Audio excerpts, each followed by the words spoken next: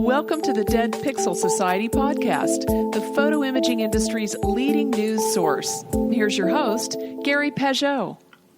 The Dead Pixel Society podcast is brought to you by Photo Finale, Media Clip, Advertech Inc., Got Photo, IQ, Photobook AI, the IPI Member Network, and MailPix. Hello again, and welcome to the Dead Pixel Society podcast. My name is Gary Pageau, and today we are joined by industry leader Michael Warshall from Emotion Photography in Australia. Hello, Michael. How are you today? I'm well, Gary, and you? I'm doing great. Listen, Michael, you were one of the first feature-length articles we did on the site back in January of 2019, talking about your new business model for wedding photography. Can you describe that model and bring folks up to date on where you're at right now? Okay, so I've been involved in photography for about 45 years. Only 45? 45, yep. Only 45? Only 45, yeah, still in it. Not many people are in it over that length of time. I ran multiple studios in the wedding portrait industry, ran the largest photo printing lab in Australia, spent about 9 years photographing throughout Asia. Several years ago, I sold my business. I thought I would semi-retire. It took me 3 months and I was bored.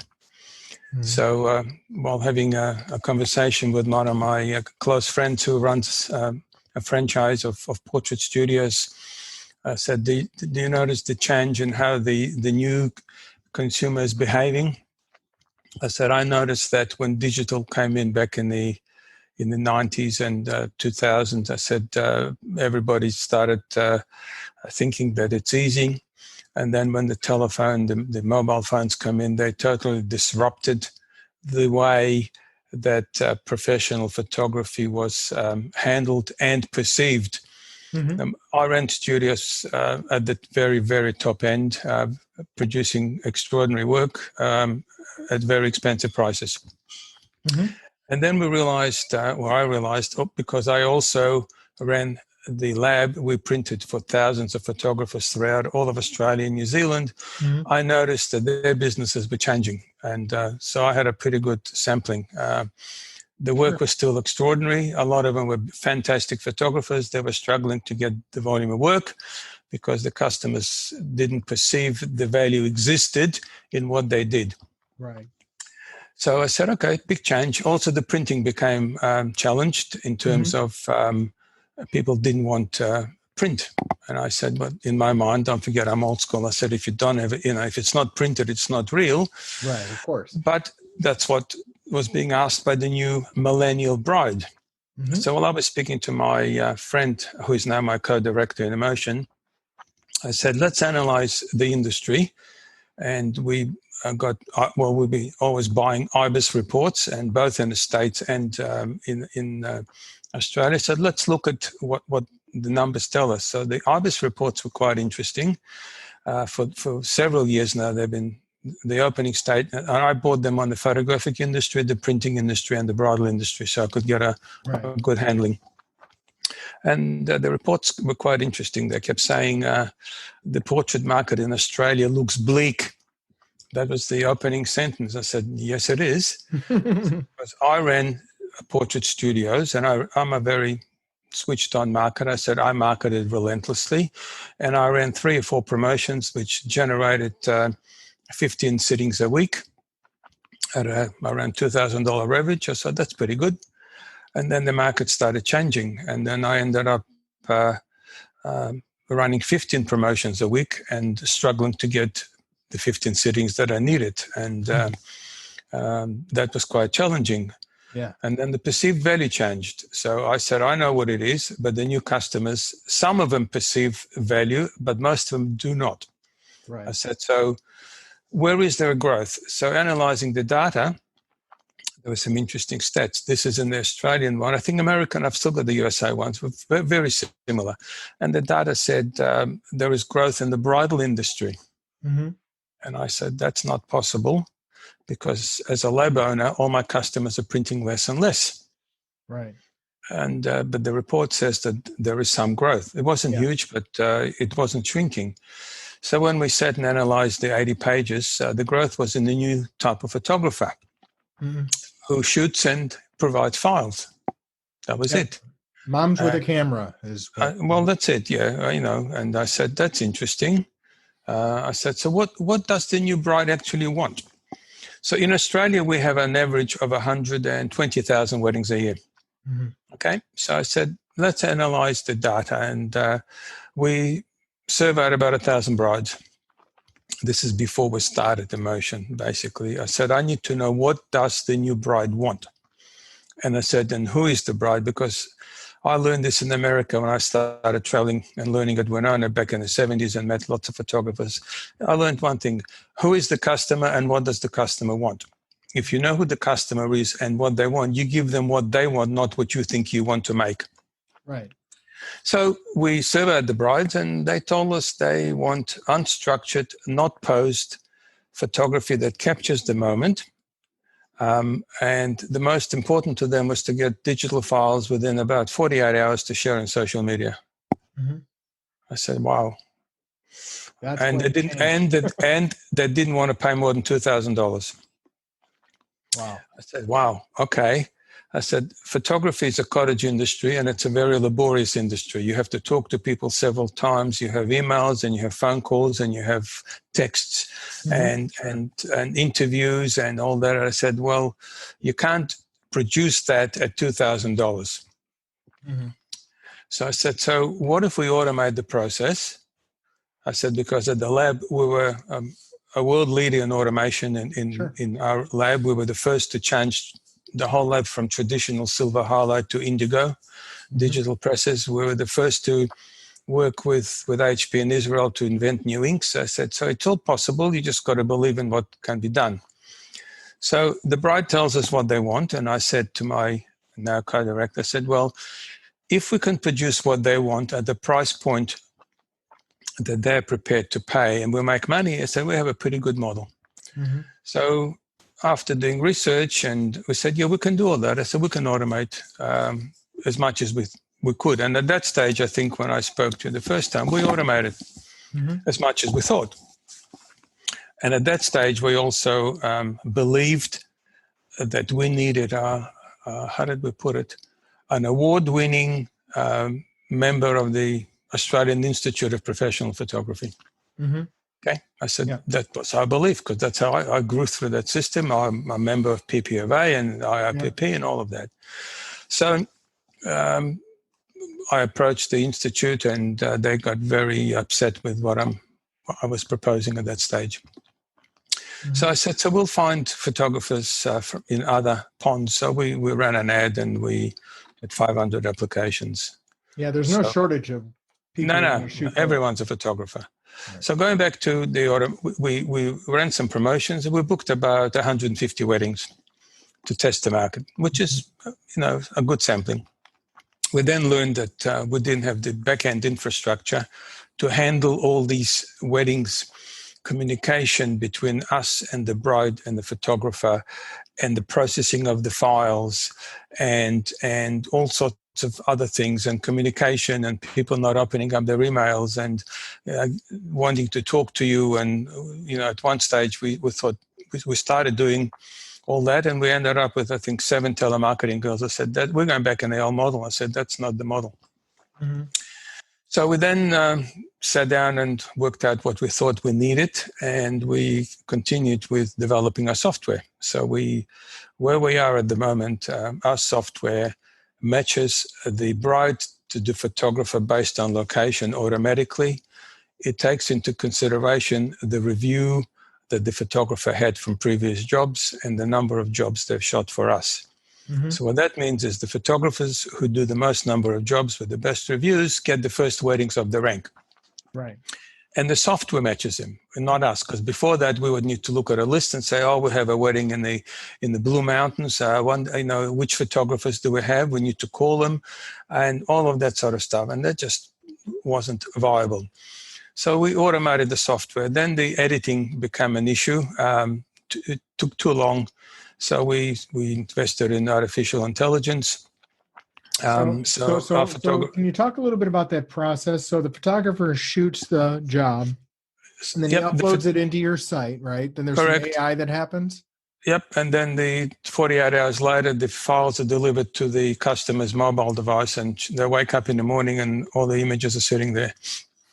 So, but you said there's some sort of editing involved. How is that handled? Color correction and density correction. There are lots of softwares with artificial intelligence, and you can script it. If you have that's the key, is to spend time with the right people who understand and can write the code. Mm-hmm. Sure. Okay. Even Lightroom has some basic scripting. You can look. That's how we started, and I said, well, it's too slow. We're talking here. We want to do around 6,000-7,000 weddings a year. Mm-hmm. Okay. To do that, you can't. Average price per wedding, you said? We have, in our case, we have two packages. The most common one is our big picture, $1,999. Okay. That's it. It includes photography up to 8 hours. Okay. So the photographer doesn't have to do any marketing. They don't have to do anything. They just turn up at the wedding and shoot, and they have to upload to us within 24 hours. Now, one of the things when you launched, you had a portrait-only package, and you also had a 50-page lay-flat book that was also another like upsell product. Yes, are you still doing that? Yes, actually, there's a new upsell, which was quite interesting. As we started launching, we started getting questions, what about video? And I said, okay, well, I know video. I started video in Australia in 1977 with 3 tube cameras that weighed 100 kilos, I used to call it. And then I said, it's interesting. A lot of people were placing as much emphasis on video as on stills. In my world, it was stills first, video second. Yep, exactly. But then I realized the new generation, they've grown up in a world of YouTube and TikTok and other stuff. So the video to them is as important as stills. Mm-hmm. So, but so we surveyed them. We did another survey. And we said, so if you were to have a video, what is the most important part of the day that you want recorded? And everyone gave us the same answer, all of them. It was the ceremony and the speeches. Mm-hmm. That was it. Okay, I said, yep. I said, that's easy. I said, that's true. And I said, so what we'll do, and they didn't want to pay more than $2,000. So I said, so what we'll do is we'll have a videographer turn up and just film the ceremony and the speeches. And then we will use our stills from when we shoot and do slideshows of all the other bits in between. And call it a moving picture, or as I used to say, it's a fusion video. And I did those in the 80s. Okay, we used to do my 5x5 proofs. We would film them and we would do slideshows. You know, this is 40 years ago. Right. So when we started, we got about, without any promotion, about 15% of the customers ordered video straight away. And then I said, but what about, I'm old school again. I said, if they're going to have some print. Right. So we offered a book, just a basic book. And we're getting, at the moment, again, and all of that come to sort of a slowdown as we started rejigging the software, because all of that had to be automated. Right. And then I said, the model that I really want is like IKEA furniture. I said, let them make the design, let them do everything they want. We'll give them software. And there's lots of software where you can click and drag and it auto-populates. I said, let them make their own album. And that's where we're heading now. So the customer will pick their own pictures. They'll click on our software and they'll say, look, I've got 60 pictures and I want to have, up to 20 pages or whatever, and the software will auto-populate, and that's it. So cool. Yes, and so that's another interesting point. I said albums. So we surveyed about 1,000 brides, which is a good sampling. Yep. I said, so if you were able to get a beautiful 20-side lie-flat album of your favorite images, would you purchase one? 85% said yes, which was to me mind-blowing. I said, I didn't expect that. But it's the next question that answered everything. I said, how much are you prepared to pay for that? Exactly. That's So what do you usually think the question, answer right? was? The answer was around $400. Really? I would have said Yeah. about 200. Okay, well, 400. I said, well, we make albums and we sell them to photographers for around $400. And then the photographer wants to sell it to the bride for $3,000. I did that for 40 years. Right. I said, that model's broken. I said, it's finished. Except for, I call it the 5%ers. There will be 5% of the weddings who are got plenty of money, who appreciate good photography, and who will look for a photographer who is a high-end photographer. Right, and those are the people who belong to that association you mentioned, right? I mean, that's their market. And as you know, there aren't many photographers with a lot of money, which is quite interesting, because this is the next step. What happened? So we then started, as we started propagating into the industry, we started getting some calls from photographers who know me personally, right, and said, "Listen, we want to buy in. It's a great model." And I said, we didn't think about that. We were just going to fund it ourselves. They said, no, we want to buy in. So I sat down with my co-director, Vic. I said, Vic, I've got 3 or 4 people who are hassling me. They want to buy in. And I said, so if we can raise a reasonable amount of money, we could move into America much faster. I said, that's the plan, actually. Because you know what the bridal industry business in America is worth? The whole bridal industry business? Give me a clue. I think it's about 400 billion. Really? Yeah. Not just the photography. Photography is just that can't be photography. Photography is about the whole. photography. Yeah. Well, I'm saying, so here we are. Well, it's interesting you said, because I just had a blip in the newsletter recently about, it was a survey that the Knot did. You're familiar with the Knot, and they did a survey, and they said photography was actually one of the areas that brides did not want to cut back on, and actually would be willing to spend more money on than other areas. Like they may cut back on, the music or the decorations or certain other aspects of it, but the photography was something they did not want to change. Okay, but that's an interesting comment. It's the same as a survey I picked up from the PPOA. Okay, that survey was done by PPOA to PPOA type photographers who are at the top end, which is like the Institute in Australia. They do not represent market. They're tiny. So when you talk about photography being not cut back, that is true, but not at the prices that we were used to getting in the golden years of photography, which is, I go back to my world of golden years of photography when I was fortunate enough to meet people who totally changed my understanding of photography, Monty Zucker and Rocky Gunn. And I remember you were telling me about. I spent time with these people and Frank Riccio and Phil Charis, and I learned things that I had no concept about. I was a young kid who had no idea. And then I realized that, and at that stage, we were magicians. It was all new. We were producing beautiful work, extraordinary work. There are photographers in Australia who are great grandmaster levels, do fantastic photography. They're all struggling. They're friends of mine. They're struggling. They can't get enough volume. Right.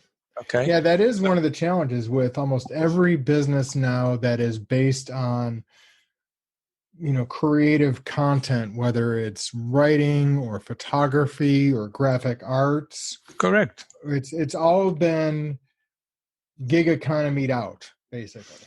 And it's been automated. There is software to do design. There is software to lay out stuff. There is, it's even the medical profession. The medical profession existed. You had to go to the doctor to get a prescription.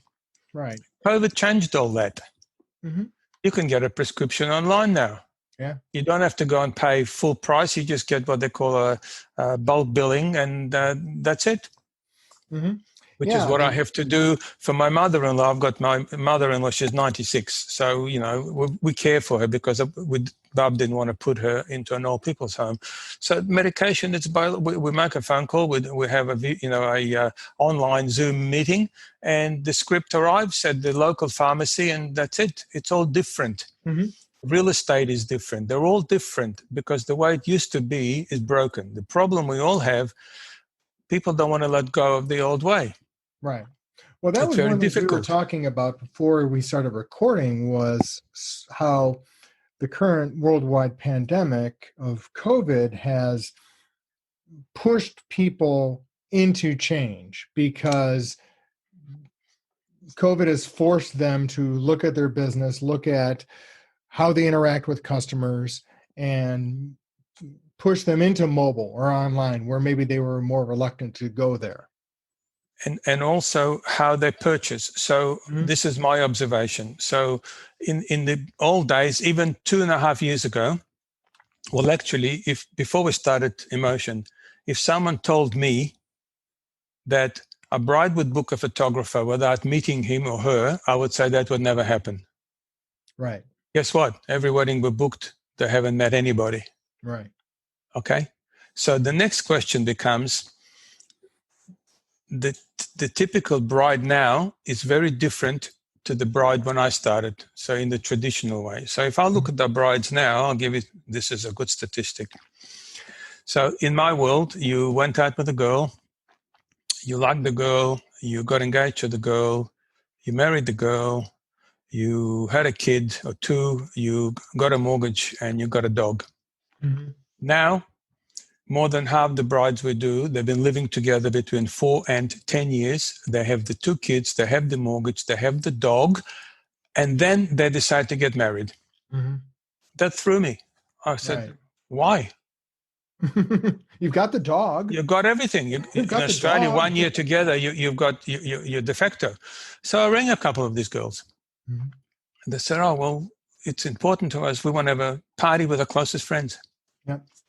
So the weddings now are no longer mega weddings that I did year in, year out for 40 years. Right. So where I am in my holiday house, we have 62 vineyards within 15 minutes. We're in wine country. Mm-hmm. So on a typical Saturday, if you drive down here, there'll be a wedding in each vineyard. Yeah. Typical wedding will be 40, 50 people. It'll be cocktail. It'll be, they get married there. By the way, last year, I think in Australia, only just over 20% of the weddings were in churches. Right. The rest is civil ceremony. So the church business, as we knew, that's finished. Mm-hmm. They don't need to get married in a church or a synagogue. They get married in a garden, behind a tree, on the beach, and someone's backyard. Yep. That's the bulk of the weddings. I'm not talking about the 5%ers who will go to the Ritz and whatever. We still have them, but nothing like the reception houses here are all suffering also. They can't get enough volume. Right.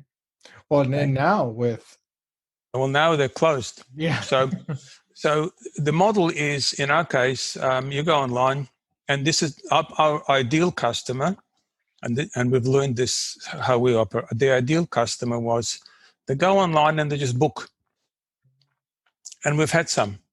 Mm-hmm. But the typical one will ask same questions every time.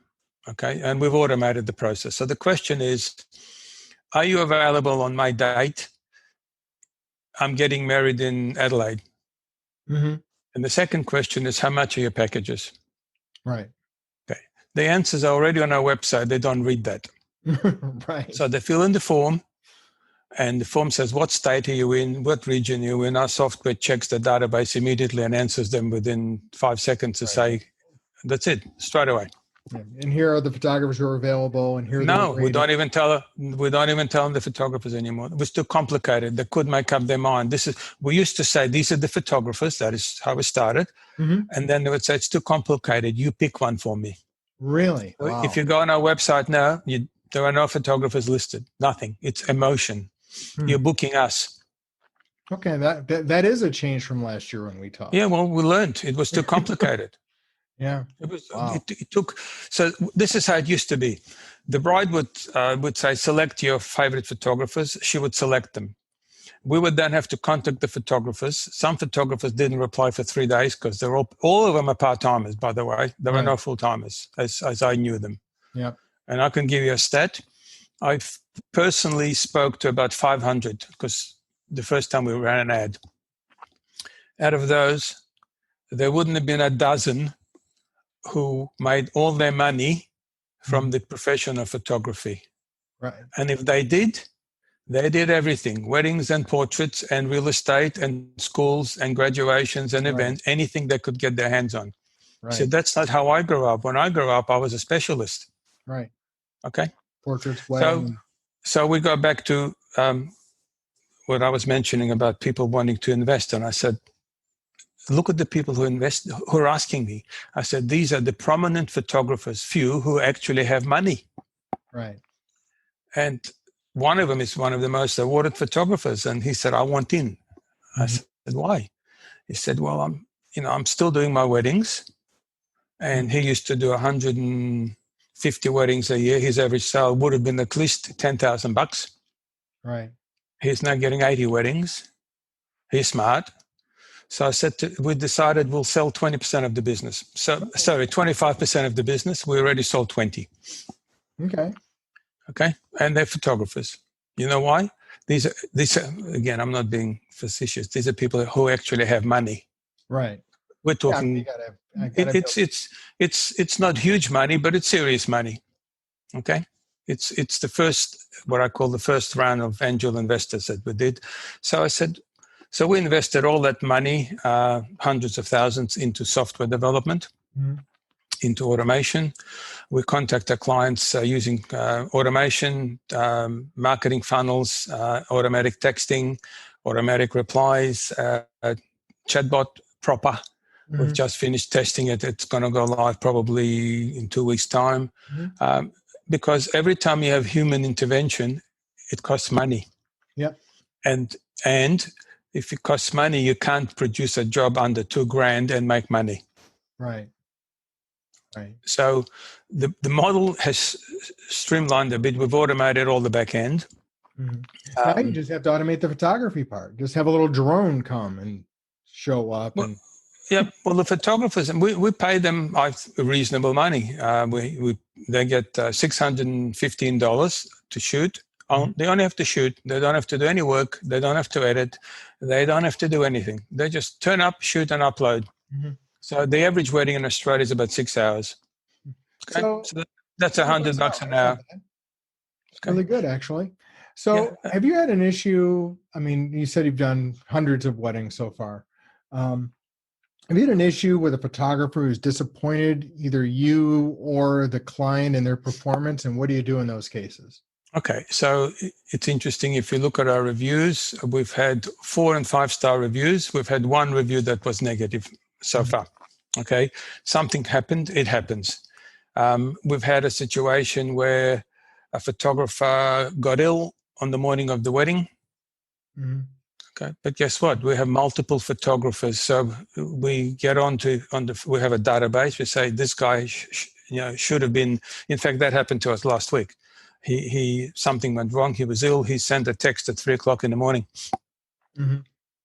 So my co-director rings me. He said, "What do we do?" I said, "Let me go into my database." And within 45 minutes, I had a replacement photographer, and we paid them more. So it's like Uber. I said they know. In fact, we're going to put that into the new system. When there's an allocation, we're going to put someone on standby. Okay, and if something happens, you will get an extra 30%. Nice. Okay. Yeah. So if you're a one-man operator and a photographer, which are what most photographers are, you get sick, you're in trouble. Yeah. Okay, you're in trouble. So in a way, we've sort of Uberized it, if you know what I mean, and automated it. And that's, to me, that's the way of the future.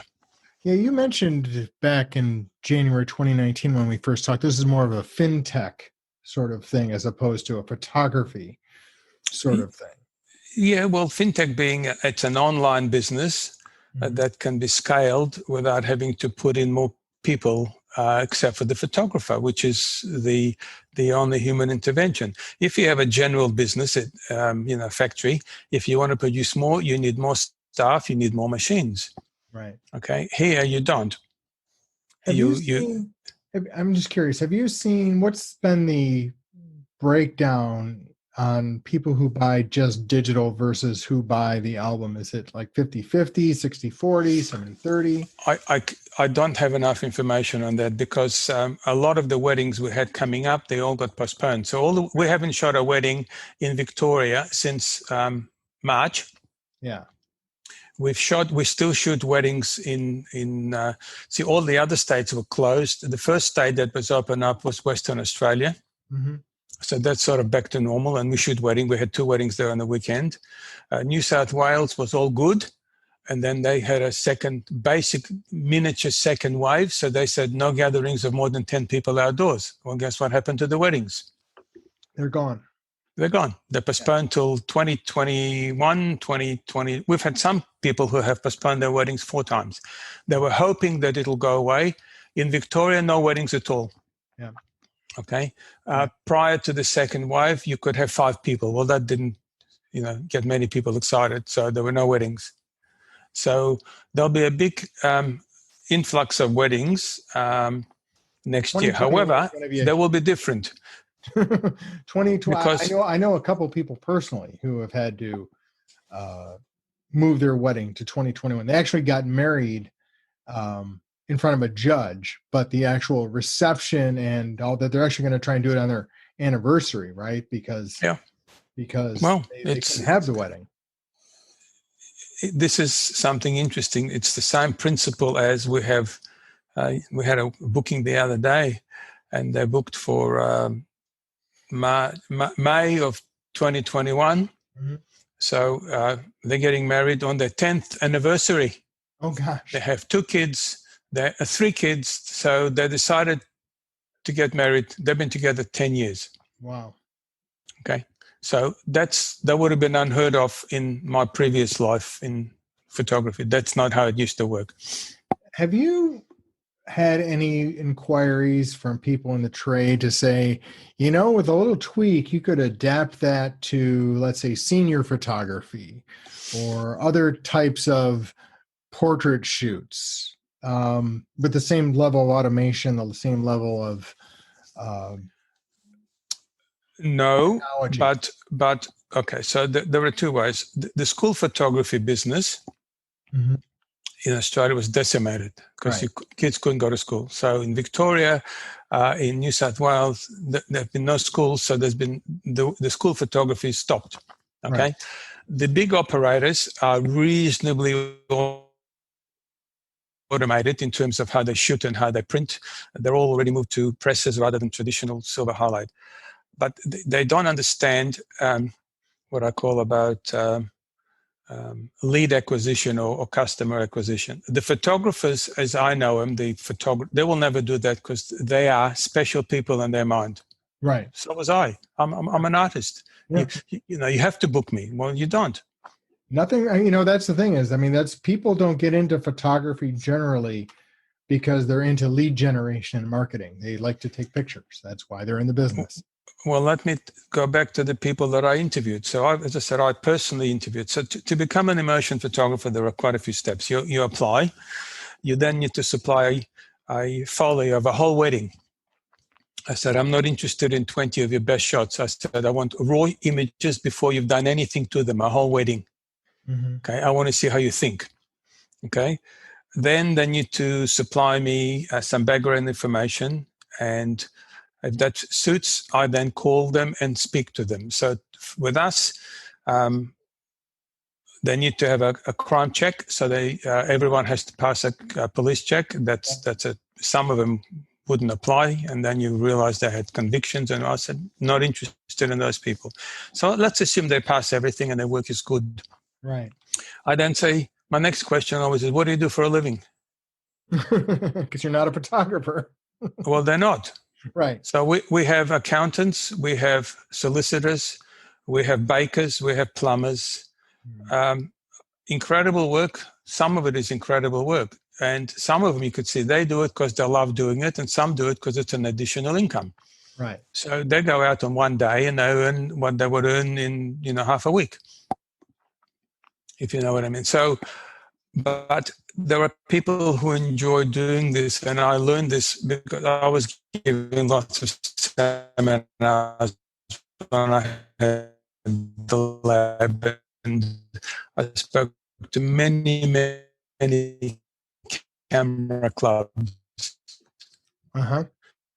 And I saw the people, these were all more mature people, lots of money, loved cameras and loved photography. That was it. Whereas when I got in the business because I wanted to make money. Right. So it was a different entrance.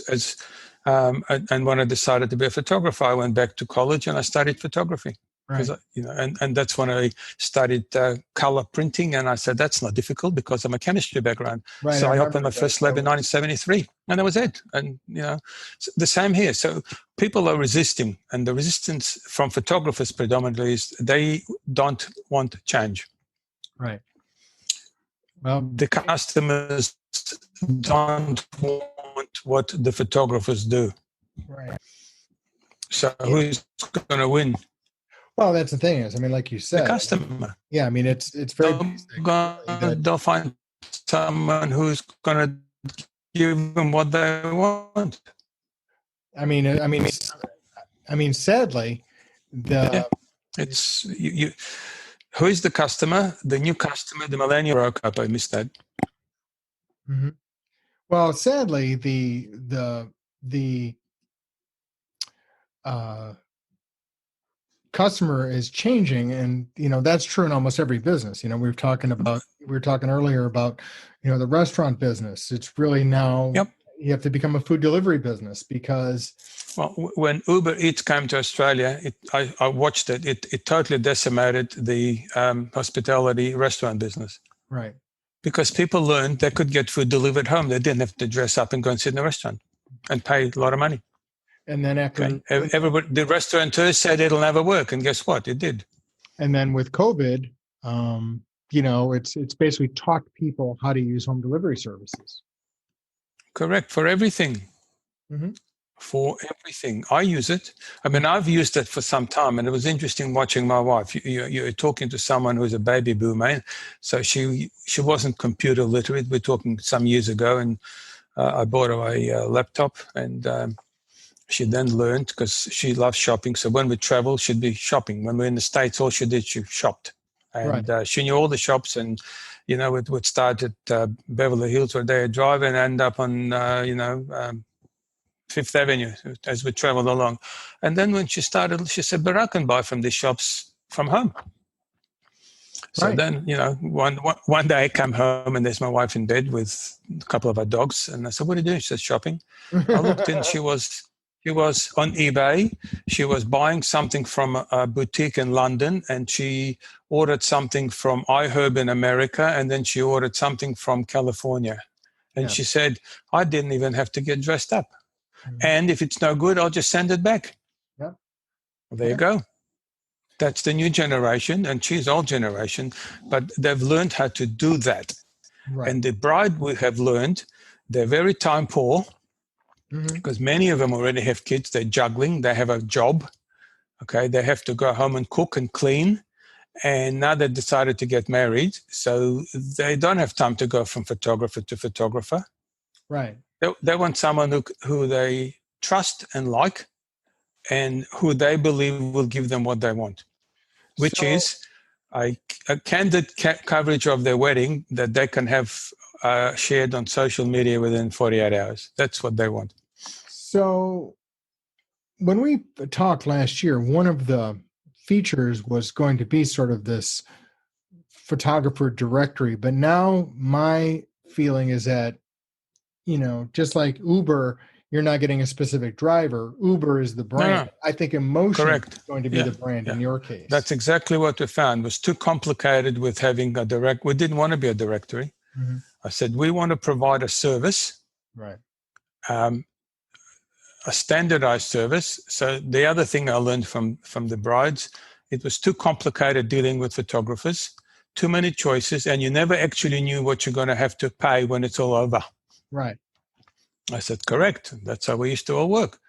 So with us, this is it. We have Pageau or Peg B. If you go on our website, you'll see it's IOB. Yeah. And that's it. And if you want some extras, you just pick on a few extras, and you can pay 4 different ways. You can deposit, you can layaway plan, you can afterpay, whatever. I don't care, whatever they want. Mm-hmm. The communication is live now, so we've got portals for the bride and us. So if they have any changes, they don't have to ring us up. They put it into the app, which updates our CRM and gives that information to the photographer. So what type of information are they putting into the app? Like who? So we were getting married at Botanical Gardens at 4:00, and now it's 3:00. Oh, and the reception was going to be at ABC Restaurant, and now it's going to be in the Botanical Gardens on a trestle table. Okay. Before, they would have to ring and talk to someone. That someone would have to put it into the CRM. They would then have to contact the photographer and tell them. Right. Well, that was... we worked it out. There were like 15 touch points every time. I said, it's a lot of money being wasted. I said, that can be automated. So looking ahead, you've had a bit of a hiccup with COVID, as most of so has everyone else. Yeah, most of the planet has. Yep. And it has wrought some economic devastation in the industry and beyond. So hopefully by next spring, things will be more, or actually fall our time, I guess, next March or April, things will be back more normal and weddings will be back. Whatever the normal will be. And in the wedding industry, it'll be smaller weddings, without a doubt. They'll be much more casual. The photography will be, which is what they want. They'll basically, we haven't pushed the printing because it all come to a standstill. Because the way I worked out is this: they do not want to commit to order an album and or a book at the beginning. Right. But after the wedding, at the right price, they will buy it. Yeah. Okay. So that's what we started. And I said we were ready to launch on the 16th of March. Mm-hmm. And on the 15th, the country got shut down. Wow.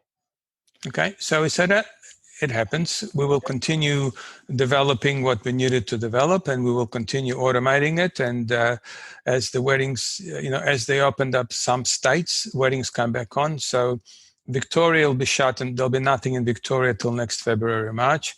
Nothing. It's finished. New South Wales, Queensland has started going back to normal. So we're getting weddings back, shorter lead time. The average bride now books about 6 months in advance. Right. So you said you've got some interest internationally. So how exportable do you think emotion photography is? In our case, exportable very easily to an English-speaking country. Mm-hmm. So in our case, the closest that has very similar styles of weddings is USA and then England. Mm-hmm. I also have a lot of friends in photography who would be involved, both in USA and in England. Right. Okay. They're all in the same boat. So if it's English speaking, the customs are similar. USA is the same. They're going to, it's in turmoil, and that'll be interesting to see how that pans out, because your numbers are much higher. And it'll work out, and then you've got the elections coming up, so there'll be some interesting things happening. But one thing is, people will get married. What I've learned is, if they'll either get married the old way, they'll get married, then they'll have kids, then they'll have a house, or the new way, they'll have the kid, they'll have the house, and then they get married. Right. But you're ready either way, right? That's sort of correct. Weddings are weddings. Yeah, exactly. Well, thank you, Mike, for your time. I appreciate it. Looking forward to catch up with you soon. And likewise. Take care. You enjoy your evening, and I'll go and have some lunch. It's 12:15. See, it was good talking to you, Gary. And keep well, keep safe and well. All right, you too. Bye-bye. All right. Thank you for listening to the Dead Pixel Society podcast. Read more great stories and sign up for the newsletter at www.thedeadpixelssociety.com.